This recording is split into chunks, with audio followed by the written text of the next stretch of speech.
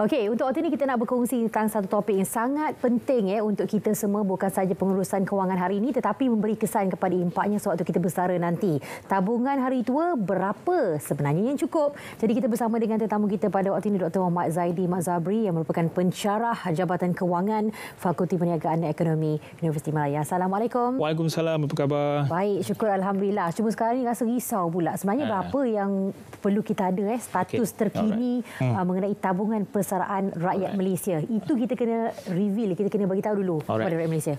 Okey, bismillahirrahmanirrahim. Assalamualaikum, selamat pagi. Terima kasih kerana jemput saya. Pertama sekali kita kena tahu berapa nombor lah. Okey, mengikut Timbalan Menteri Kewangan 1, kita punya pencarum sekarang ni lebih kurang 6.62 juta, bawah daripada 10,000. Maknanya kalau pencen sekarang 6.62 juta, bawah 10,000. Dan yang lebih membimbangkan, 3/4 daripada 6.62 juta ni ialah orang Bumiputera. Tapi saya nak pergi satu step lagi. Separuh daripada 6.62 juta ni ada bawah 1,000. Sebenarnya kalau pencen sekarang ada RM1,000 sahaja untuk mereka belanjakan bila ada pencen. Okey, itu jelas tak cukup. Jelas tak cukup. Jelas tak cukup. Jadi sebenarnya berapa yang cukup? Alright. So saya nak bawakan 3 mazhab lah. Macam ada fikir kan, ada 4 mazhab, tapi dalam ni kita ada 3 mazhab. Saya bawalah. Yang pertama yang dicadangkan oleh KWSP sendiri. Alright. Kita panggil kuantum simpanan asas, KSA. Alright.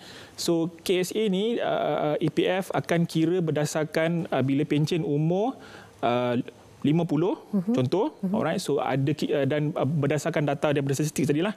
So rakyat Malaysia kalau wanita hidupnya lebih panjang daripada lelaki, 77.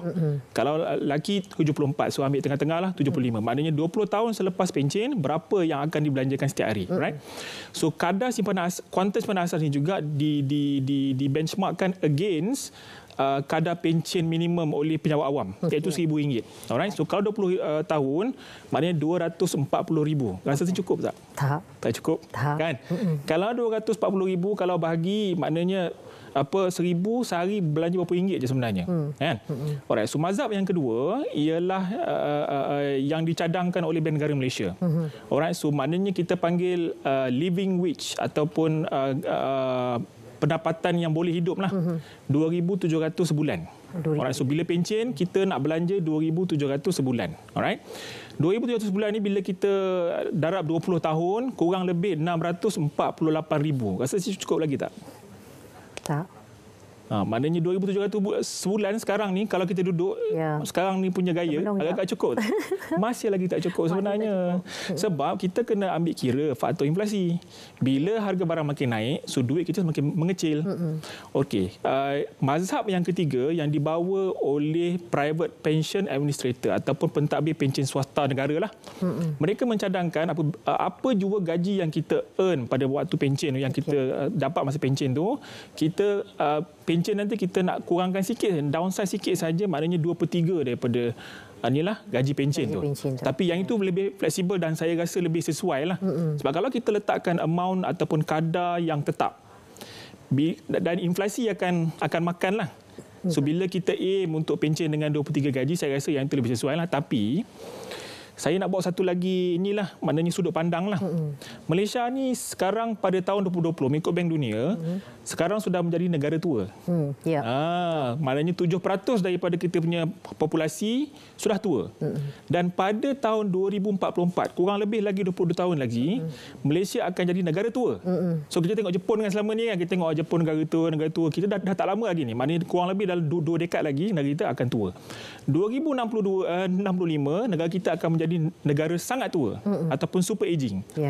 Bila saya cakap sudut pandang ni, apa dia punya implikasi dia? Satunya kos kesihatan. Betul. Kedua, kita ada golongan yang kita panggil missing middle. Yang tak di cover, contoh kalau kita penjawat awam, kita dapat pencen. Kalau orang yang bawah pada paras kemiskinan, dia akan dapat bantuan warga emas, BWE. Dan orang yang maknanya yang boleh simpan bekerja sendiri, EPF semua, tak apalah, dia orang ada pencen. Tetapi orang yang tak boleh menyimpan sendiri ni siapa dia? Agak-agak siapa dia? Yang tak boleh simpan sendiri. Yang tak boleh simpan, yang tak mampu untuk simpan sendiri. Kita ada yang yang marginal ni lah. Golongan marginal ni kan. Contoh saya bawa sebab saya share lah personal experience. Contohnya anak-anak OKU yang tak boleh bekerja sendiri. So siapa yang nak jaga diorang ni? So kita ada missing middle ni. Sebab saya bawa ni supaya kerajaan ataupun NGO ataupun kita sendirilah usaha untuk tolong mereka ni untuk secure masa depan mereka. Sebab apa? Kalau kita tak jaga daripada sekarang, kosnya akan ditanggung oleh kerajaan dan kita juga akhirnya. Sebab kerajaan akan kutip cukai dan cukai itu belanja pada kesihatan, keselamatan semualah. Kita ambil contoh Singapura. Jiran kita, jiran sebelah tambak. Singapura dah buat special needs trust fund. Maknanya ada dana amanah untuk anak-anak OKU dan parents OKU boleh simpan. Bila diorang meninggal dunia, anak-anak OKU ni akan dapat, maknanya trust fund ni akan jaga duit, maknanya akan jaga diorang punya kesihatan, well-being. Maknanya di Malaysia masih lagi belum ada lagi. So ini salah satulah. So kita nanti nak mengundi kan. So ini salah satu polisi yang kita boleh push. Bukan saja untuk OKU, ada banyak lagi yang marginal. Contohnya macam pelarian yang undocumented, yang tak ada IC semua kan. Of course dia orang kalau ikutkan dia orang tak dapat cukai semua kan. Tapi kalau kita tak jaga dia orang, kita tak ambil peluang untuk jaga, akhirnya nanti dia akan datang balik kepada kita. Begitulah. Okey, baik. Jadi itu dia terus rasa tua sebelum waktunya. Dia punya rasa serah nak pergi kan. Okey, cuma saya ingat lagi beberapa tahun sebelum ini benar dinyatakan untuk kita hidup benar-benar selesa selepas bersara, kita perlu ada 1.5 juta. Tetapi baru-baru ini KWSP ada juga mengeluarkan bahawasanya kita mungkin memerlukan 1 juta ringgit untuk bersara. Jadi apa pendapat? Okey, 1 juta pada pendapat saya masih lagi belum mencukupi tau. Saya nak jadi macam the bearer of the bad news lah hari ni. Sebab apa? Kita nak gegau orang. Sebab dengan pandemik semua kan. Alright. So 1 juta sekarang rasa besar tau.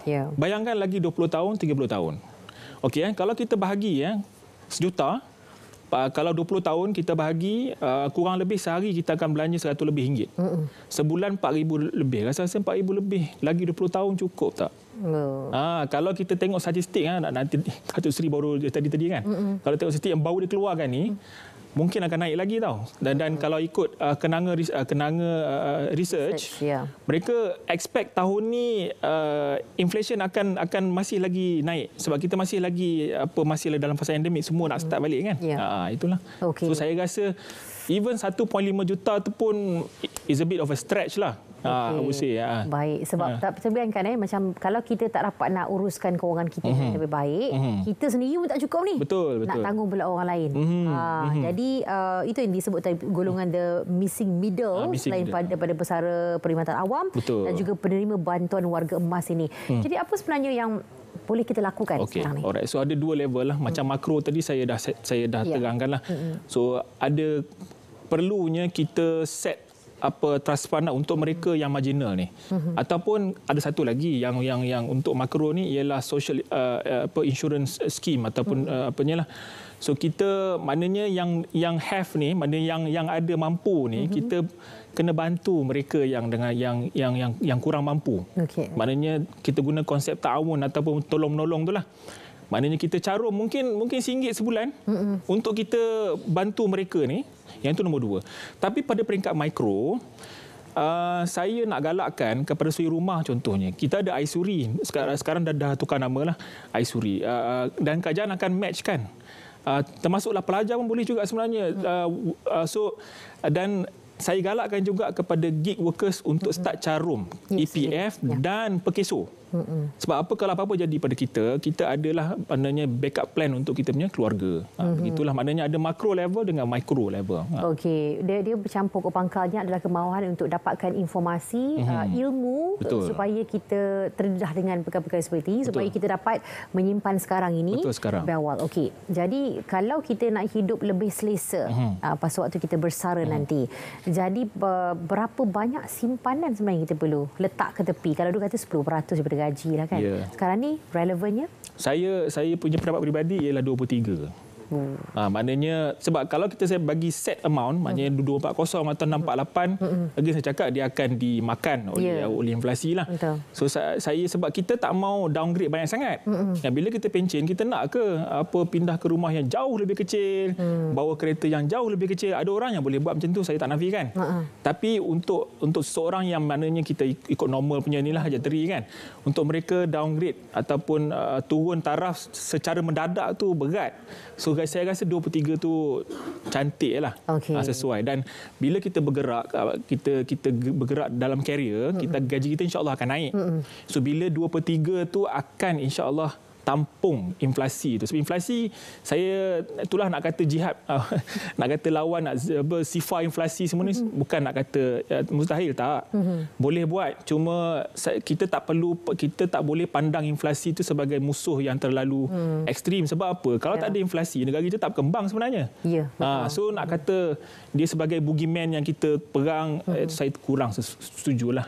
Okey, baik. Apapun, ia satu perjuangan yang panjang sebenarnya, tapi perlu dimulakan dari sekarang. Itu yang paling utama sekali. Kalau boleh kita letak tepi dari segi aspek simpanan, jangan lupa untuk mencarum sendiri. Kalau anda bekerja sendiri, itu ada permulaan yang baik untuk anda mendapat masa depan persaraan yang lebih berkualiti berbanding dengan daripada tak ada buat apa-apa langsung. Betul. Okey, apapun kami ucapkan terima kasih kepada Dr. Mak Zaidi Mazhabri, pensyarah Jabatan Kewangan Fakulti Perniagaan dan Ekonomi UM bersama kami pada waktu ini. Diharapkan dengan pencerahan tadi anda dapat berfikir dan bertindak pantas. Okey.